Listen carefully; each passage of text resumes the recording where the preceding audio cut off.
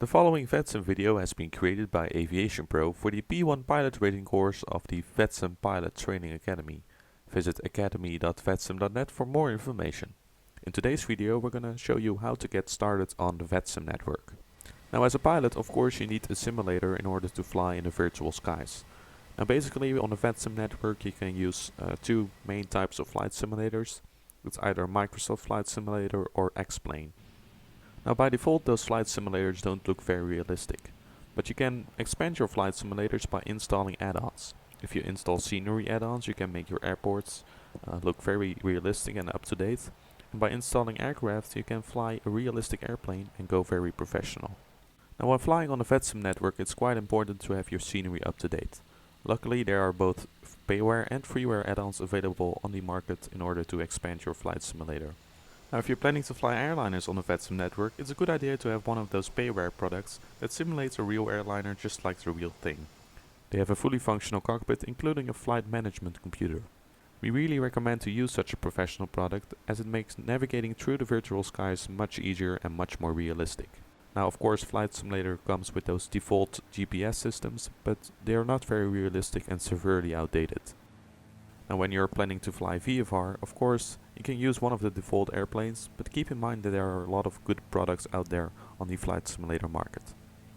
So now that you've picked your favorite flight simulator, it's time to install a pilot client. A pilot client allows you to connect to the Vatsim network. Now there are basically two main pilot clients that you can use to connect to the network. The first one of them is Squawkbox. Squawkbox is a very simple tool with a very simple interface that allows you to connect very simply to the network and file a flight plan. But it doesn't have many extra tools, and the traffic around you that you can see from the cockpit is not always shown correctly. You can download Squawkbox at www.squawkbox.ca, and there are installation instructions on the website. Now the other pilot client that you could use is called FSIN. FSIN is a bit more of a complex product, but it has a lot of advantages. It has, for example, a couple of tools that could be very handy for the pilot, like a pushback tool and an extra radar screen, and also the traffic around your aircraft is shown much better than in Squawkbox. The downside of FSIN is the installation. It is a bit more complex, but it is very well documented, so you have to do some reading again in order to install it properly. FSIN doesn't have its own website, but there's a page on the Vatsim website where you can find all the documentation and all the files you need in order to install FSIN. So all in all, if you just want to have a simple pilot client that just connects you to the network, and if you don't need many tools and you don't really care about the traffic around you, then you can use Squawkbox. If you do want to have those extra tools and advantages, and if you want to have the traffic around you be displayed much better, then you have to go for FSIN, but do keep in mind that the installation is a bit more tricky. So now that we have a pilot client and a flight simulator, we can basically connect to the Vatsim network for the first time, but we're gonna save that for a later video. Right now we're gonna give you some extra tools that might come in handy when flying on the Vatsim network.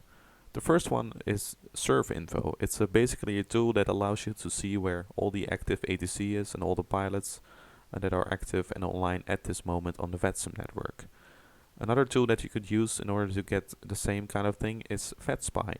VatSpy is a bit more advanced and up to date than Surf Info, and it also gives you a very nice view of all the air traffic control and pilots online on the Vatsim network at this moment. Both tools can be installed on your computer, and there's a link in the description in order to find the files you need. If you have an iPhone or an iPad, you can also install the free app called VatMap.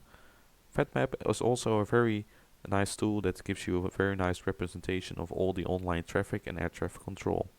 There's a lot of functions that could come in handy when flying on a Vatsim network or when preparing your flight.